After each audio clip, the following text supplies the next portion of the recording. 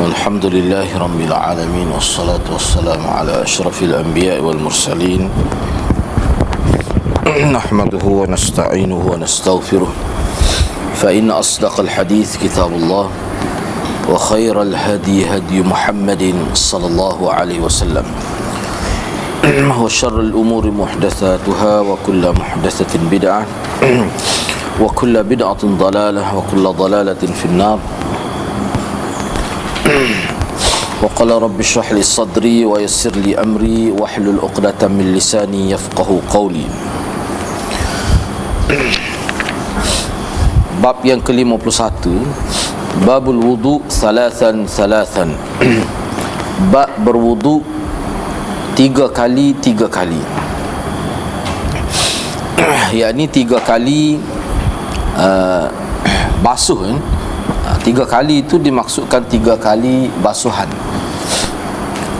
Wa bi qala hadatsana Musaddad qala hadatsana Abu Awanah an Musa ibni Abi Aisyah an Amr ibn Shu'aib an abihi an jaddih anna rajulan ata an-nabiy sallallahu alaihi wasallam faqala ya Rasulullah kaifa at-tuhuru fada'a bima'in fi ina'in faghasala kaffayhi thalathan thumma ghasala wajhahu thalathan ثم غسل ذراعيه ثلاثا ثم مسح برأسه وأدخل إصبعيه سباحتين في أذنيه ومسح بإبهاميه على ظاهر أذنيه وبالسباحتين باطن أذنيه ثم غسل رجليه ثلاثا ثم قال هكذا الوضوء فمن زاد على هذا أو نقص فقد أساء وظلم أو ظلم وأساء. Dengan sanadnya Imam Abu Daud meriwayatkan daripada Amr bin Shu'aib daripada ayahnya, daripada datuknya, bahawa ada seseorang telah datang menemui Nabi sallallahu alaihi wasallam. Lalu orang itu bertanya, "Wahai Rasulullah, bagaimana tuhur, bagaimana bersuci itu?" Lalu Nabi SAW meminta supaya dibawakan air dalam satu bekas. Lalu Nabi membasuh kedua tangannya 3 kali. Kemudian Nabi membasuh wajahnya, mukanya 3 kali. Kemudian Nabi membasuh tangan hingga ke siku 3 kali. Kemudian Nabi menyapu kepalanya. Dan Nabi memasukkan jarinya, jari sabbahatain, jari telunjuk ke dalam kedua telinganya. Dan Nabi menyapu ibhamai dengan menggunakan ibu jarinya di belakang telinganya, dan dengan menggunakan 2 jari telunjuk di bahagian dalam telinganya. Kemudian Nabi membasuh kedua belah kakinya 3 kali. Kemudian Nabi bersabda, beginilah cara wudu. Sesiapa yang melebihkan di atas cara ini ataupun mengurangkan di atas cara ini, maka dia telah melakukan keburukan dan telah melakukan kezaliman, atau dia telah melakukan kezaliman dan keburukan. Jadi hadis ini khusus menceritakan tentang wuduk Nabi itu 3 kali setiap anggota Nabi basuh, kecuali kepala dan telinga. Yang mana kepala dan telinga tu sapu kepala tu tidak disebut berapa. Seperti mana yang hadis-hadis yang telah kita jumpa sebelum ini, bahawa sapu kepala tu pendapat yang masyhurnya adalah sekali. Hal tu hak biasa yang menjadi kebiasaan yang ma'ruf di kalangan sahabat, sapu kepala tu sekali. Bahkan ada ulama menyebutkan jika kalau sapu kepala tu 3 kali, maka dia sudah sampai kepada makna basuh dah tu. Gitu. Jadi hadis ni sebenarnya dari segi makna dia acak kita sudah jumpa dalam hadis-hadis sebelum ini. Cuma hak ni sebut dengan jelas, sebut dengan terang bagaimana Nabi tunjukkan, Nabi sendiri yang tunjukkan kepada orang yang bertanya itu tentang kaedah ataupun cara berwuduk secara praktikal, bukan secara teori, tidak, tetapi secara praktikal. Dalam hadis ini Nabi SAW tidak mengemukakan jawapan dalam bentuk lisan, tetapi Nabi kemukakan jawapan dalam bentuk amali. Orang ni tanya bagaimana cara wuduk, Nabi kata bawa air. Jadi Nabi tunjukkan dia secara praktikal. Tu. Tidaklah Nabi sebut secara teori buat begini, tak, tapi Nabi tunjuk, dia tengok. Jadi rajulan ini tengok Nabi buat, Nabi tunjukkan kepada dia kaifiat berwuduk itu daripada awal sampai akhir. Daripada awal sampai akhir. Jadi hadis ini hadis ini kedudukan dia berada tahap mana? Kedudukan hadis ini berdasarkan kepada penilaian ulama terhadap perawi-perawi hadis ini, mana kita dapati hadis ini tidaklah kuat sangat kedudukan dia. Cuba tengok. Misalnya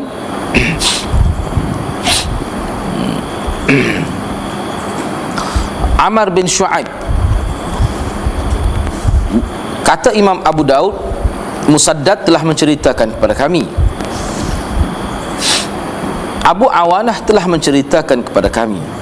Abu Awanah meriwayatkan daripada Musa bin Abi Aisyah, daripada Amr bin Shu'aib, daripada ayahnya, daripada datuknya. Hadis ni orang panggil riwayat secara an-anah, menggunakan an. Riwayat secara an-anah ni tidak kuat sebenarnya. Secara an-anah dia panggil. Yang kedua, peribadi Amr bin Shu'aib itu adalah peribadi yang mukhtalaf alaih. Amr bin Shu'aib ini adalah perawi yang ulama berselisih pendapat tentang kedudukan dia. Misalnya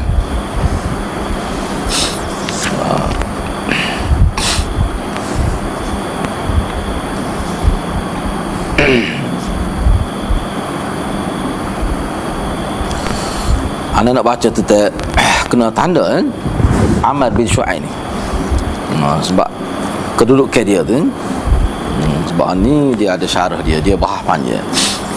Amr bin Shu'aib ni, kita tumpu pada Amr bin Shu'aib sebagai perawi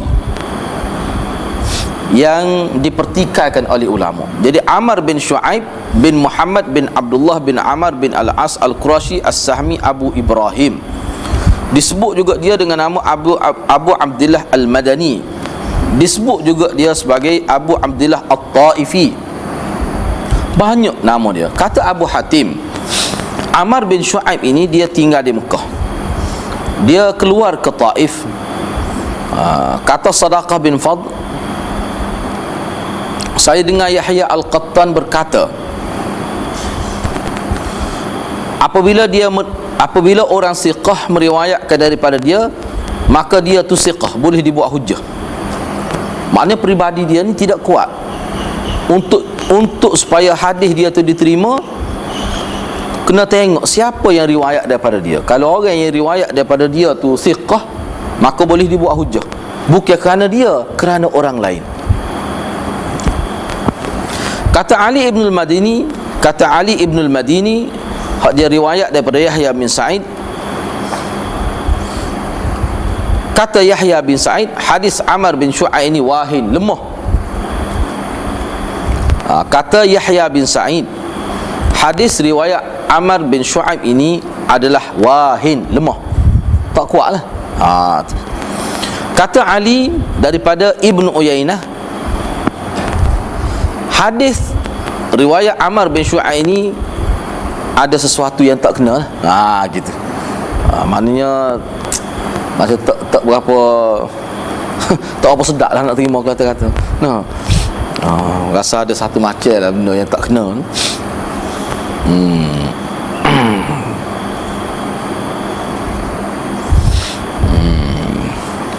Kata Abu Amr Al-Ala,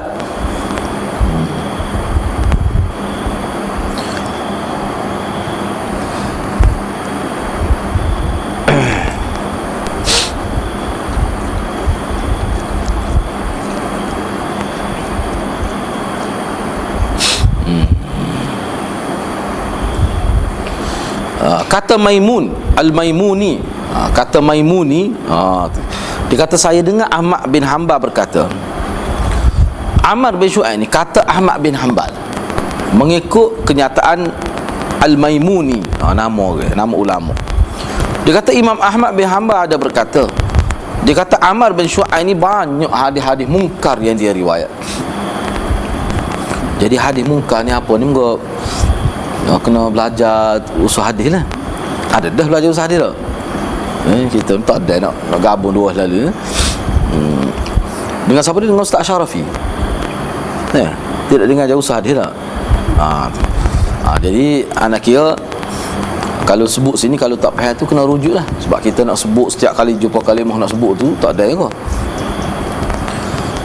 Ammar bin Shu'aib ini meriwayatkan hadis-hadis, banyak hadis-hadis mungkar.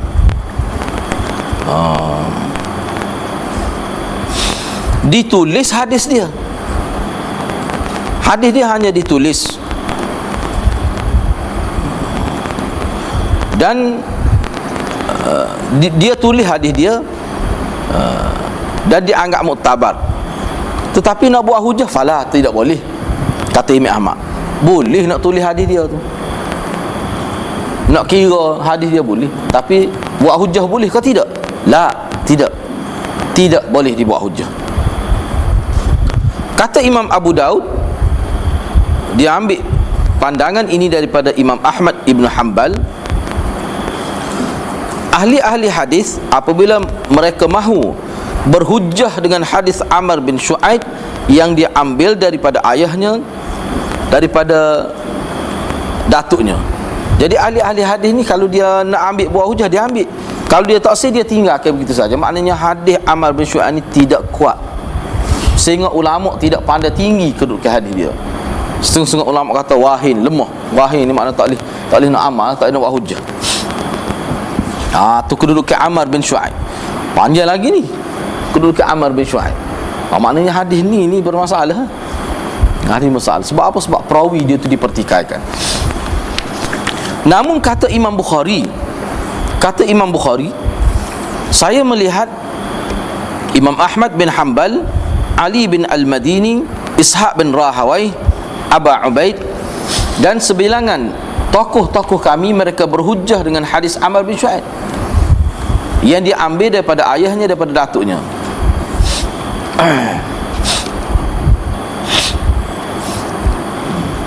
Yang mana setengah ada di kalangan orang Islam yang tinggalkan hadis dia. Kata Imam Bukhari, minan nasi ba'dahum, mana ramai juga orang yang tidak terima hadis dia tu. Kata Ishaq bin Mansur daripada Yahya bin Ma'in, apabila Ammar bin Shu'aib meriwayatkan hadis daripada ayahnya, daripada datuknya, maka tu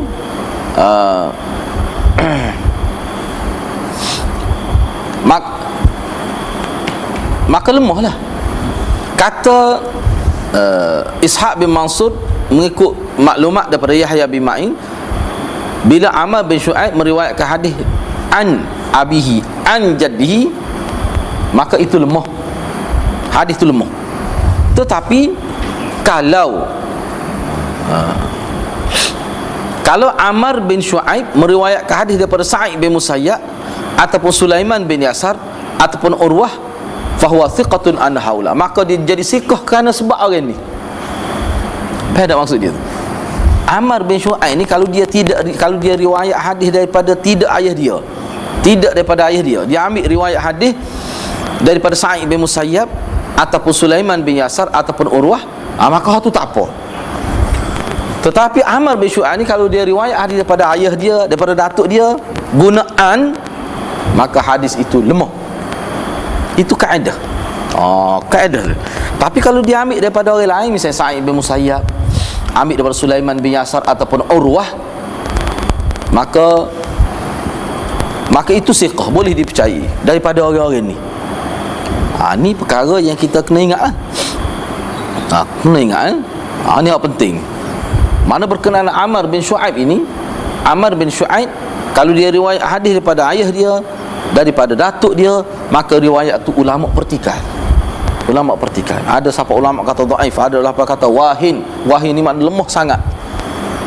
Tapi kalau dia riwayat Ammar bin Syu'aib, dia ambil riwayat daripada orang lain, misalnya Sa'id bin Musayyab, daripada Sulaiman bin Yasar, daripada Urwah, maka hak tu tak apa, hak tu boleh diterima. Imam Ajiri berkata, saya nak sebut mana tujuan sebut ni nak supaya kita berasa bahawa penilaian hadis ni sangat tinggi. Sebab tu kita kata ilmu ni adalah ilmu umat Islam sahaja, tak ada dalam disiplin ilmu bangsa ataupun agama yang tidak Islam. Ini kelebihan. Kata Al-Ajiri, saya pernah tanya Abu Daud, Imam Abu Daud, Ammar bin Syu'aib ni pada awak lah, Ammar bin Syu'aib ni boleh jadi hujah ke hadis-hadis dia? Kata siapa? Kata Ajiri kepada Abi Daud. Imam Ajiri pernah tanya Imam Abu Daud, Ammar bin Syu'aib ni jadi hujah ke tak pada pandangan awak? Kata Imam Abu Daud, siapa dia Imam Abu Daud? Hak je riwayat ni kitab dia lah ni. Kata Imam Abu Daud, la, tidak. Wala nisfa hujjah, separuh hujjah pun tidak. Tengok bahasa dia guna. Tapi Ijli dan Imam Nasa'i kata dia ni orang thiqah. Kata Ahmad bin Sa'id Ad-Darimi, Ammar bin Syu'aib ni orang thiqah. Kata Abu Bakar bin Zaid An-Naisaburi, boleh dengar sah bahawa Ammar bin Syu'aib ni dia dengar hadis daripada ayah dia, dan sah bahawa bahawa Syu'aib ini dengar hadis daripada datuk dia.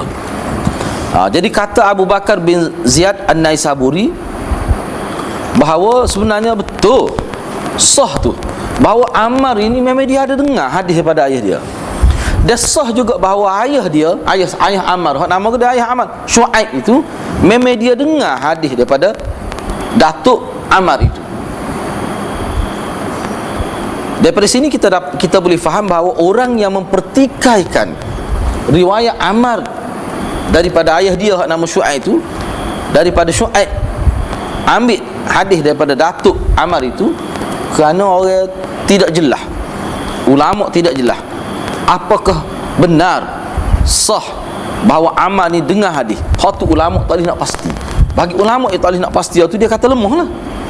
Tapi kalau mengikut Abu Bakar bin Ziyad An-Naisaburi, dia kata sah sebenarnya, memang sabit bahawa Ammar bin Syu'aib ini dia dengar hadis daripada ayah dia, dan Syu'aib itu dengar daripada datuk dia. Datuk siapa? Datuk Ammar tu lah.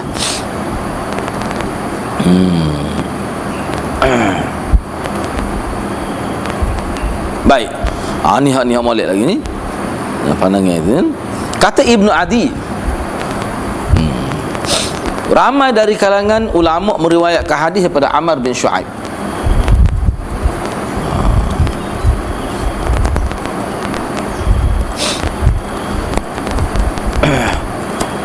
Ada juga di kalangan orang yang meriwayatkan hadis daripada Ammar bin Syu'aib ini terdiri dari kalangan orang-orang yang thiqah, dan ramai juga terdiri dari kalangan orang-orang yang lemah yang mengambil hadis daripada dia.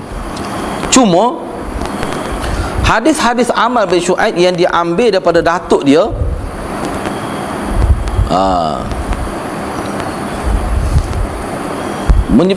menyebabkan ulama-ulama hadis, penulis-penulis kitab sahih, mereka ragulah, ada kemungkinan ada berlaku ihtimal. Ihtimal lagu mana? Ada kemungkinan ke tidak Ammar bin Syu'aib ni dia terima hadis daripada datuk dia, dia dengar sendiri ke tidak? Hak tu ada ihtimal. Sebab itulah penulis-penulis hadis kitab-kitab sahih, mereka tidak masukkan hadis-hadis dia dalam kitab sahih mereka. Hadis ni tak ada dalam Bukhari Muslim. Hadis ni tak ada dalam Bukhari Muslim. Sebab ulama rasa ragu, tak jelas. Sebab tu nak kata hadis ni tidak kuat. Hadis ini tidak kuat. Jadi kena tanda lah mana hadis ini hadis yang mukhtalaf, hadis yang tidak kuat, yang dipertikaikan oleh ulama.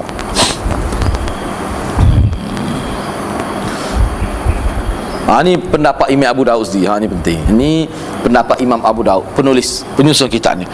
Qultu, pada pandangan saya, Ammar bin Syu'aib ini secara mutlak orang mendhaifkannya.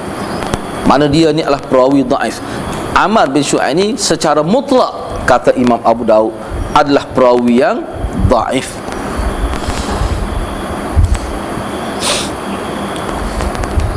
Tapi ada jugalah, tetapi jumhur, ada juga ulama yang menyatakan dia ni thiqah dan setengahnya mentadhifkan mereka.